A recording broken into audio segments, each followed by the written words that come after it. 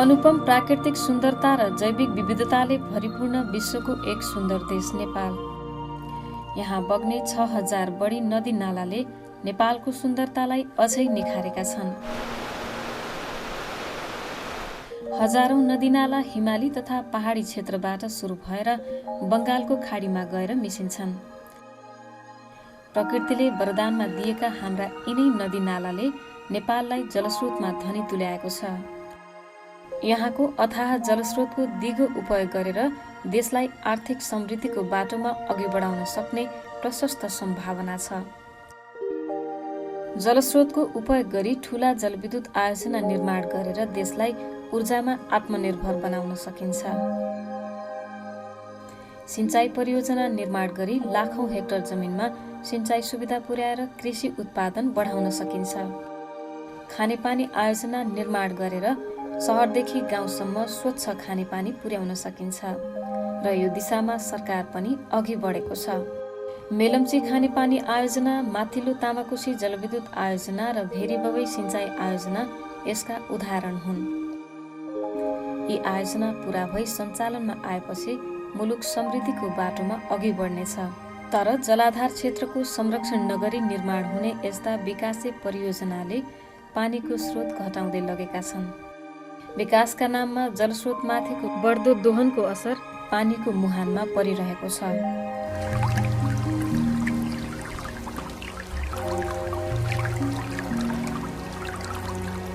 बढ्दो जनसङ्ख्या, प्राकृतिक स्रोतमाथिको अतिक्रमण, बाढी पहिरो, भूक्षय जस्ता प्राकृतिक प्रकोप र विश्वको प्रमुख चुनौतीका रूपमा रहेको जलवायु परिवर्तनले पारेको असर जलाधारीय स्रोत विनाशका प्रमुख कारण हुन्। जलाधार क्षेत्रमा परिरहेको प्रतिकूल प्रभावको दीर्घकालीन असर हाम्रो भावी पुस्ताले भोग्नेछ, जुन अहिले उठाउनु पर्ने गम्भीर विषय हो। एकातिर अब जुन पूर्वाधारहरू निर्माण भइरहेको अवस्था छन्, बाटाघाटाहरू, अब जलविद्युत आयोजनाहरू, यसले गर्दाखेरि हामीले वातावरण मैत्री हिसाबले चाहिँ काम गर्न सकिरहेको अवस्था देखिँदैन। हामीले चाहिँ चुनौतीपूर्ण अवस्थामा पनि काम चाहिँ यस विभाग र यस विभाग मार्फत रहेका अहिले जिल्ला भू संरक्षण कार्यालयहरू मार्फत चाहिँ कार्यक्रमहरू सञ्चालन भइरहेको छ। नेपालमा जलविद्युतको प्रशस्त सम्भावना रहेको विषय नयाँ होइन। ऊर्जा मन्त्रालय मातहतको जल तथा ऊर्जा आयोग सचिवालयको पछिल्लो अध्ययनले 82,980 मेगावाट विद्युत उत्पादनको सम्भाव्यता देखाएको छ। ठूलो सम्भाव्यताका बीच अहिले 3000 मेगावाट क्षमताका साना ठूला जलविद्युत आयोजना निर्माणाधीन छन्। 5000 मेगावाट क्षमताका आयोजना निर्माणमा जाने चरणमा छन्। यी आयोजना पूरा भई सञ्चालनमा आएपछि मुलुक ऊर्जामा आत्मनिर्भर हुनेछ। तर मुलुकको आर्थिक समृद्धिसँग जोडिएको ऊर्जा उत्पादन गर्ने जलविद्युत आयोजना निर्माण गर्दा जलाधार क्षेत्र संरक्षणमा बेवास्ता हुने गरेको छ। जलाधार क्षेत्रमा भू उपयोगमा आएको परिवर्तन भन्ने बित्तिकै अब हामीले पानीको मुहानको माथि पूर्वाधारका स्ट्रक्चरहरू जस्तै अब सडकहरू बनायो, त्यसले चाहिँ नि पानीको स्रोतमा भएको जुन हाइड्रोलोजिकल कनेक्टिभिटी हो त्यसलाई चाहिँ डिस्टर्ब गर्यो। डिस्टर्ब गरेपछि पानीको स्रोतमा पानी नआएपछि पानीको मुहानहरू सुक्दै गएका हुन्। त्यही भए हुनाले अब यो समस्याहरूलाई टार्नको लागि वर्षामा परेको पानीलाई बढीभन्दा बढी त्यसको जलाधार क्षेत्रमा शोषाउने वातावरण हामीले क्रिएट गरिदिनु पर्यो। जलाधार संरक्षणबारे सामान्य अध्ययन मात्रै गरेर निर्माण हुने यस्ता जलविद्युत आयोजनाले पानीको स्रोत घटाइरहेका छन्। जलाधार संरक्षण कार्यलाई व्यवस्था गर्दा नदीको बहावमा आधारित आयोजना भन्दा अर्ध जलाशय र जलाशयुक्त आयोजनाले पानीको स्रोत घटाइरहेका छन्। दिन प्रतिदिन जलाशयको आयु पनि घटिरहेको छ र जलविद्युत केन्द्रले पूर्ण क्षमतामा विद्युत उत्पादन गर्न सकेका छैनन्। जलाशययुक्त आयोजनामा त एकदमै सिरियस छ, किनभने अहिले जलाशययुक्त आयोजनाको एउटा क्राइटेरिया राखेको छ नेपाल विद्युत प्राधिकरणले। यदि कुनै पनि जलाशय बनायौँ हामीले भने 50 वर्षसम्म त्यो जलाशय चल्नुपर्छ। त्यो माटोले भरिएर रन अफ रिभर जस्तो हुनुहुन्न कि। त्यो 50 वर्षको क्यालकुलेसन, लेदो कति आउँछ, माटो कति आउँछ, त्यहाँको चाहिँ सेडिमेन्ट बर्खाको टाइममा गएर कतिचोटि स्याम्पलिङ गरेर अनि बालुवा कति छ, त्यो 1 वर्षमा यति टन बग्ला, अनि त्यो बगेको 50 वर्षमा यति टन होला, अनि मेरो यो पोखरीमा यति चाहिँ टनको पोखरी छ, भनेर त्यो क्यालकुलेसन गरेर त्यो पनि देखाउनुपर्छ यिनीहरूलाई विद्युत प्राधिकरण। हाम्रो नेपालका जति चाहिँ हिमाल माउन्टेनियस एरिया छन् यो चाहिँ खस्ने निकै डेन्जर छ अहिले। सडकहरूले गरेर पानी त्यतिकै छोडिदिने गरेर पानीको ढल नभएर पानीलाई खोलामा निकास गर्यो भने हुन्थ्यो, बाटोमा गऱ्यो भने त्यो बाटो हेभी भएर जान्छ होइन, पानीले गरेर स्याचुरेट हुन्छ। त्यो चाहिँ धेरै डेन्जरस छ। र अब आयोजना बनाउँदाखेरि ठुला आयोजना अब 300-400 मेगावाटको स्टोरेज बनाउँदाखेरि त आफ्नो जलाशय जलाधार क्षेत्रको संरक्षण गर्नु एकदमै इम्पोर्टेन्ट छ। जलाधार क्षेत्रको संरक्षण नगरी जलाशय निर्माण गर्दा बाढी पहिरो तथा भूक्षयको जोखिम सधैँ रहिरहन्छ।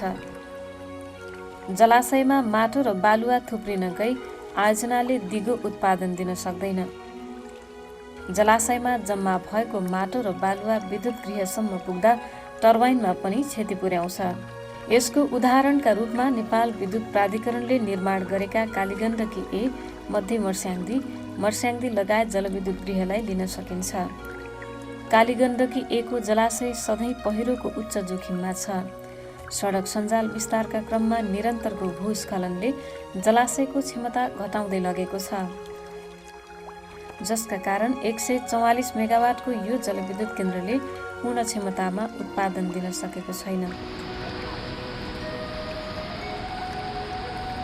नेपाल विद्युत प्राधिकरणले हरेक वर्ष कालीगण्डकीको उत्पादन बन्द गरेर जलाशयमा थुप्रिएको माटो र बालुवा निकाल्ने तथा विद्युत गृहमा जोडिएका विद्युतीय उपकरणको मर्मत गर्दै आएको छ। यही अवस्था मध्य मर्स्याङ्दीमा पनि छ। हालै मात्र प्राधिकरणले 10 दिन उत्पादन बन्द गरेर मध्य मर्स्याङ्दीको जलाशयमा जम्मा भएको बालुवा निकाली बाँध क्षेत्रको भूस्खलन रोक्न पर्खाल निर्माण गरेको थियो। सबै जलाशयमा आउने यो साझा समस्या हो। विद्युत प्राधिकरण होस् वा निजी क्षेत्र, कसैले पनि जलाधार संरक्षणका प्रभावकारी उपाय अपनाएका छैनन्। निजी क्षेत्रले निर्माण गरेका आयोजना 30 वर्ष सञ्चालन गरेर सरकारलाई हस्तान्तरण गर्नुपर्ने प्रावधानका कारण पनि संरक्षणका बारेमा गम्भीरता नदेखाएको आम बुझाइ छ।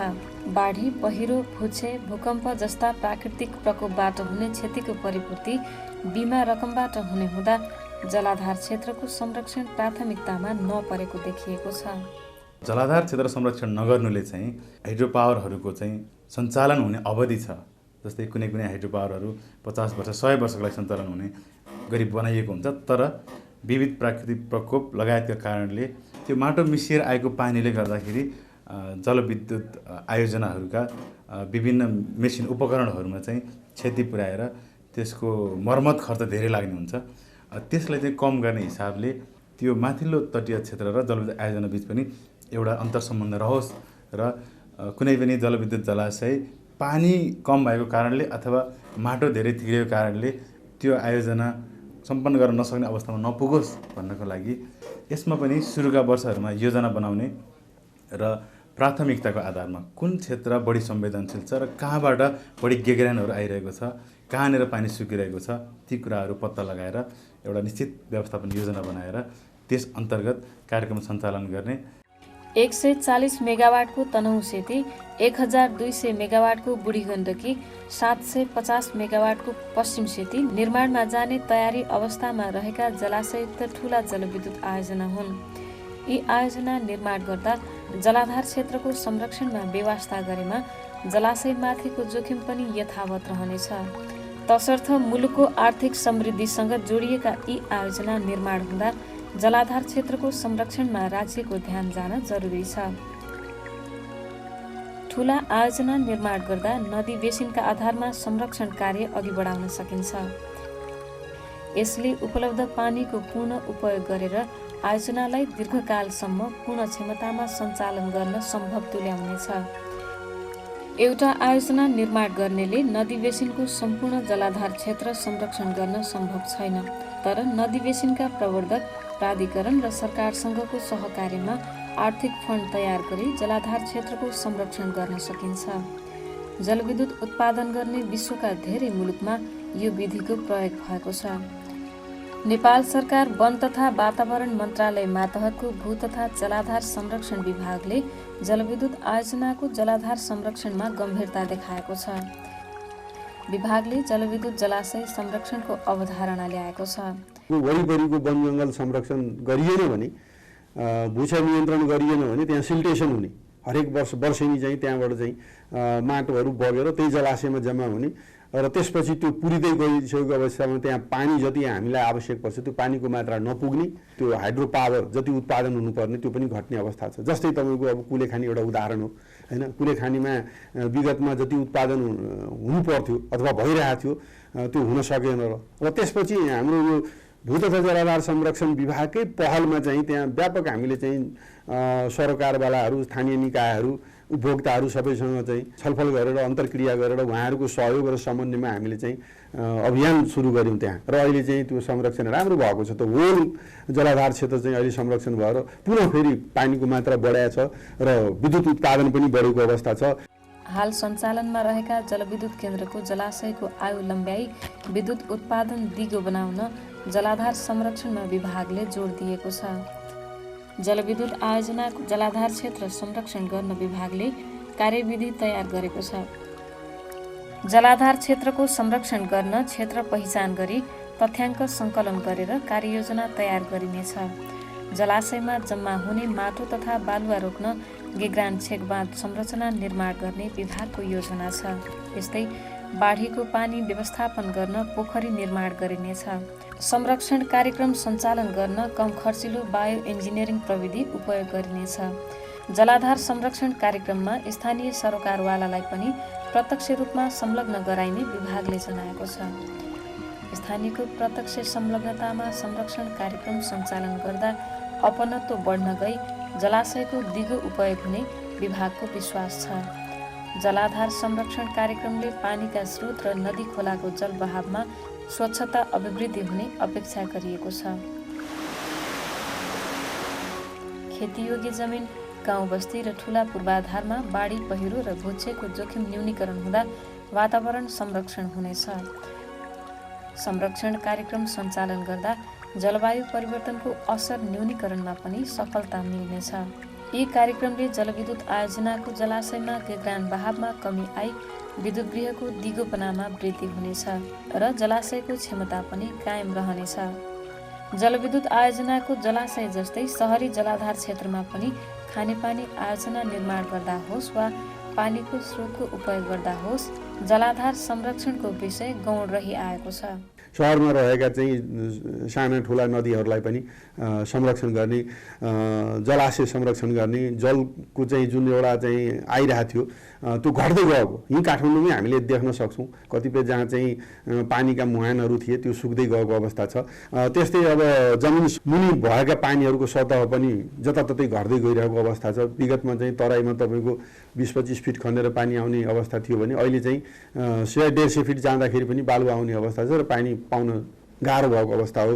त्यसो भए हुनाले हामीले जल, जङ्गल, जमिन, जलाधार र जनता यो सबैलाई चाहिँ एकीकृत हिसाबमा राखेर सबै कुरोको आफ्नै महत्त्व छ र यो महत्त्वलाई चाहिँ बोध गरेर सरकारवाला निकाय र उपभोक्ताहरू समेतसँग छलफल अन्तर्क्रिया गरेर उहाँहरूकै समन्वय र साझेदारीमा चाहिँ यो बाढी पहिरो नियन्त्रण, भू संरक्षण, पहिरो नियन्त्रण यसतर्फ चाहिँ हामीले कामहरू गरिरहेको अवस्था छ। ठुला नदी, खोला र ताल खानेपानीको प्रमुख स्रोत हुन्। पानीको दैनिक माग व्यवस्थापन गर्न प्राकृतिक रूपमा उत्पत्ति भएका मुहानमा संरचना निर्माण गरी घर घरमा पुर्याउने गरिएको छ। तर भौगोलिक अवस्था, भिरालो भूबनोट र लामो समयसम्मको मनसुनी वर्षाले निम्त्याउने बाढी, पहिरो, भूक्षय जस्ता प्रकोपले पहाडी तथा चुरे क्षेत्रमा पानीको स्रोत घट्दै गएको छ। स्रोत घट्दा पानीको हाहाकार मचिएको छ। जनघनत्व बढी भएको सहरी क्षेत्रमा खानेपानीको समस्या अझै विकराल छ। यो समस्या 40 लाख मानिस बसोबास गर्ने राजधानी काठमाडौँले पनि भोगिरहेको छ। दशकौंदेखि स्वच्छ खानेपानीको समस्या झेलिरहेको काठमाडौँ उपत्यकाको माग व्यवस्थापन गर्न मेलम्ची खानेपानी आयोजना निर्माण भइरहेको छ। यो खानेपानी आयोजना निर्माणको अन्तिम चरणमा छ। पानी अहिले पहिल्यै जानु पर्थ्यो, अहिलेसम्म काम भइरहेछ। अब 1-2 महिनामा चाहिँ यो सुरुङ चाहिँ खनिसक्छ भन्ने भनाइ छ।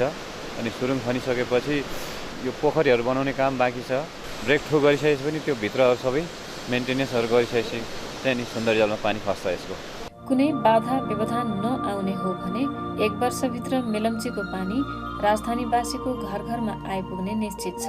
तर मेलम्ची आयोजना निर्माण गर्दा जलाधार क्षेत्र संरक्षणमा कतिको ध्यान पुर्याइएको छ त? पानी रिचार्ज गर्नको लागि खास गरी विभिन्न खाल्टोहरू खनेर पानीलाई चाहिँ कसरी भित्र चाहिँ पसाउने र त्यो पानीको जुन चाहिँ अवस्था छ त्यसलाई चाहिँ कम नहोस् भन्ने किसिममा चाहिँ हाम्रो विशेष ध्यान रहेको छ। थिल्लो क्षेत्रमा बस्ने जनताहरूले चाहिँ यसको संरक्षणमा विशेष ध्यान दिइरहेको अवस्था छ भने अब त्यसको लागि त्यो संरक्षणको लागि जुन चाहिँ यसको तल्लो तटीय भेगमा चाहिँ जसले चाहिँ यसको पानी चाहिँ प्रयोग गरिरहेको अवस्था छ ती पानी प्रयोग गर्ने व्यक्तिहरूले चाहिँ त्यो माथिल्लो तटको संरक्षणको लागि चाहिँ केही न केही मात्रामा चाहिँ त्यो सेवा लिए बापत चाहिँ भुक्तानी गर्नुपर्छ। त्यसलाई चाहिँ वातावरणीय सेवाको भुक्तानी भन्छ, पिएस हैन। पिएस सिस्टम चाहिँ हामीले चाहिँ यहाँ लगाउन खोजिरहेका छौँ। त्यो वाटर लेभल भन्छौँ, पानीको सतह चाहिँ पहिलाभन्दा तल्लो लेभलमा पुगेको छ भनेपछि त्यही पानी निस्किरा हो र कुनै न कुनै समयमा त्यो पानी सुक्ने पो हो कि र जुन चाहिँ यो यत्रो मेलाम्चीको टनेल खनिएको छ हैन त्यस्तो नहोस्। तर त्यो चाहिँ एउटा खालि अब फास्ट ट्र्याक जस्तो बन्न जाने हो कि पानी नहुने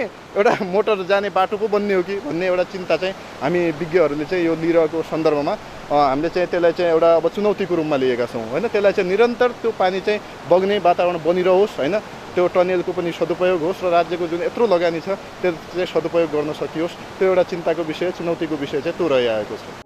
निर्माणाधीन मेलम्चीको जलाधार संरक्षणमा अहिले ध्यान पुर्याउन सकिएन भने केही वर्षमै राजधानीवासीको खानेपानीको समस्या पुनः बिउतनेछ। मेलम्चीलाई दिगो रूपमा पूर्ण क्षमतामा सञ्चालन गर्न यसको मुहान वरपर बस्ती बस्न दिनु हुँदैन। वन विनाश रोकेर वातावरणीय सन्तुलन कायम गर्नुपर्छ। बाढी, पहिरो, भूक्षय रोकथामका उपाय अपनाएर जलाधार क्षेत्रको संरक्षण गर्नुपर्छ। मेलम्चीको मात्र नभई देशभर सहरी क्षेत्रमा खानेपानी आपूर्ति हुने आयोजनाको पानीको मुहानलाई सुरक्षित राख्नुपर्छ। पूर्वदेखि पश्चिमसम्म मध्य पहाडदेखि तराईसम्मका जलाधार क्षेत्रहरूको जुन संवेदनशील छन्, राष्ट्रिय महत्त्वको हिसाबले चाहिँ महत्त्वपूर्ण जलाधारहरू छन् र अलिकति संवेदनशील छन्, त्यस्ता जलाधार क्षेत्रहरूको व्यवस्थापनको लागि पानी स्रोतको व्यवस्थापन, विकासका पूर्वाधार क्षेत्रहरूको व्यवस्थापन र हरित प्रविधिको प्रयोग गरेर नदी खोला किनारहरूको वातावरणीय संरक्षणका विषयहरू, ग्रामीण सडकले निम्ति आएको भूस्खलनका माध्यमहरू र पानीको र माटोको एकीकृत व्यवस्थापन जसमा स्थानीय सरकार, प्रदेश सरकार, केन्द्रीय सरकार र स्थानीय समुदाय समेतको एकीकृत सङ्गठनात्मक सोच, क्षमता, दक्षता, प्रविधि जसमा ज्ञान, विज्ञान, सहभागिता, स्थानीय समुदाय, प्रोफेसनल र रिसर्च बेस प्रोग्रामहरू चाहिँ हामीले यो आर्थिक वर्षदेखि सञ्चालन गर्दै लागेका छौँ। भू तथा जलाधार संरक्षण विभागले शहरी क्षेत्रमा खानेपानी आपूर्ति गर्ने पानीको स्रोत संरक्षणमा पनि चासो देखाएको छ। विभागले जनसहभागितामा आधारित एकीकृत जलाधार व्यवस्थापनको अवधारणा अघि सारेको छ। विभागले खानेपानी आपूर्ति हुने शहरको उपल्लो तटीय क्षेत्रमा जलाधार संरक्षणका कार्यक्रमलाई कार्यान्वयन गर्ने भएको छ। सहरी क्षेत्रमा र त्यसको माथिको उपल्लो तटीय क्षेत्रमा पनि एउटा अन्तर सम्बन्ध हुने गरेर एउटा जलाधार व्यवस्थापन योजना तयार गर्ने, अत्याधिक पानीलाई पनि कम गर्ने, त्यसबाट हुने असरहरूलाई न्यूनीकरण गर्ने, दिगो शहरी विकास र जलाधार संरक्षणलाई टेवा दिने हिसाबले चाहिँ यो कार्यक्रम अगाडि बढाइएको छ। सम्भावित प्राकृतिक प्रकोपको रोकथाम, पानीको मुहानको संरक्षण, जमिन माथि र मुनिको पानीको क्षमता अभिवृद्धि गर्ने विषय संरक्षण कार्यक्रममा समावेश गरिएको छ। यस्तै सहर र जलाधारको अन्तर सम्बन्धबारे सरोकारवालालाई सुसूचित गर्ने पनि विभागको योजना छ। जलाधार संरक्षण बारेमा विविध कार्यक्रम काठमाडौँ र सिन्धुपाल्चोक जिल्लाको जलाधार क्षेत्र संरक्षणमा केन्द्रित हुनेछ। कार्यक्रममा स्थानीय जनप्रतिनिधि र सरकारवालाको सहकार्य रहनेछ। खानेपानी आइसके पछाडि जनताले के लाभान्वित भयो भन्ने गाडी बाटो चाहिँ ढाँडा काँडा सबै ठाउँमा पुग्यो, त्यो चाहिँ जनताले लाभान्वित भएको छ। खानेपानी आइदियो 4-5 त्यो क्याटेगोरी राखिन्छ, स्वास्थ्य, शिक्षा, आयर्जन, विद्युत 3-4वटा फ्याकल्टीहरू छ। त्यो फ्याकल्टीले सहयोग चाहिँ गरिरहेछ। योभन्दा पहिला अब चुप र हु भन्ने एउटा कार्यक्रम चलाएको थियो। अब एकद्वारा प्रणाली काम हुनुपर्छ। हामीले चाहेको जस्तो काम हेलेम्बुमा हुनुपर्छ। स्थानीय तालमा 25% त्यो स्वरको पैसा यहाँ स्थानीय तालमा चाहिँ दिनुपर्छ। हामीलाई मेलम्ची खानेपानीले त्यहाँबाट विस्थापित गर्नु पाइँदैन। त्यो हो। यस्तै जलाधार जोगाउने संरक्षण समूह पहिचान गरी उनीहरूको सशक्तिकरण गर्ने, जल प्रवाहको व्यवस्थापन गर्न, हरित प्रविधिको विकास गर्ने र पानीको स्रोतको अवस्थाबारे अध्ययन गर्ने योजना छ। भूक्षय तथा बाढी पहिरोको रोकथाम गर्न जलाधार क्षेत्रमा वृक्षारोपण गर्ने कार्यक्रम पनि राखिएको छ। यसै गरी बढी भएको पानी तथा बर्खाको पानी संरक्षण गर्ने पोखरी निर्माण गर्ने, गेग्रान सङ्कलन र गल्छी बहाव नियन्त्रण गर्न चेक बाँध निर्माण गर्ने, सहरी जलाधार शिक्षा तथा तालिम र भू उपयोग प्रविधिबारे सचेतना जगाउने कार्यक्रम पनि सञ्चालन गर्ने विभागको योजना छ। विभागले सञ्चालन गर्ने यस्ता कार्यक्रमबाट पानीको मुहान संरक्षण भई सहरी क्षेत्रको खानेपानी आपूर्ति व्यवस्था सहज हुनेछ। पानीको उचित प्रयोग हुन नसक्दा निम्तने प्रकोप न्यूनीकरण गर्न पनि सम्भव हुनेछ। बाढी, पहिरो, भुछे जस्ता प्रकोप नियन्त्रण भई जमिनको उत्पादकत्वमा वृद्धि हुनेछ र वातावरण संरक्षणमा पनि टेवा पुग्नेछ। र अब हामीले चाहिँ प्रादेशिक लेभलमा के भनेका छौँ भने भू तथा जलाधार संरक्षण कार्यालयहरू राख्ने, यो रिभर सिस्टमको आधारमा नदी प्रणाली जलाधारहरूको हिसाबमा चाहिँ त्यो राख्ने, जुन चाहिँ एउटा वैज्ञानिक छ र त्यसले चाहिँ त्यो जलाधारभित्र पर्ने साना मसिना जे जति छन् त्यसको संरक्षण गर्ने नदी प्रणालीहरूलाई र त्यसबाट चाहिँ हुने कृषकहरूलाई चाहिँ सहज ढङ्गले सिँचाइ पनि उपलब्ध होस्। जलको सञ्चितबाट चाहिँ जुन पानीको एउटा ठुलो विकराल समस्या, पिउने पानीको पनि विकराल समस्या छ, जताततै पानीको अभाव नभइकन पानी सबैलाई उपलब्ध होस् भन्नेतर्फ हामीले काम गरिरहेको अवस्था हो। एउटा वैज्ञानिक तरिकाले चाहिँ अध्ययन अनुसन्धानहरू अगाडि बढाएर र त्यसबाट पाउने जुन प्रतिफल छ त्यो सबैतिर चाहिँ त्यसलाई व्यवहारमा लागू गरेर कार्यक्रमहरू अगाडि बढाएका छौँ हामीले। सरकारको जस्तै वातावरण सन्तुलन कायम गर्ने दायित्व प्राकृतिक स्रोतको उपयोग गर्ने हामी सबैको हो।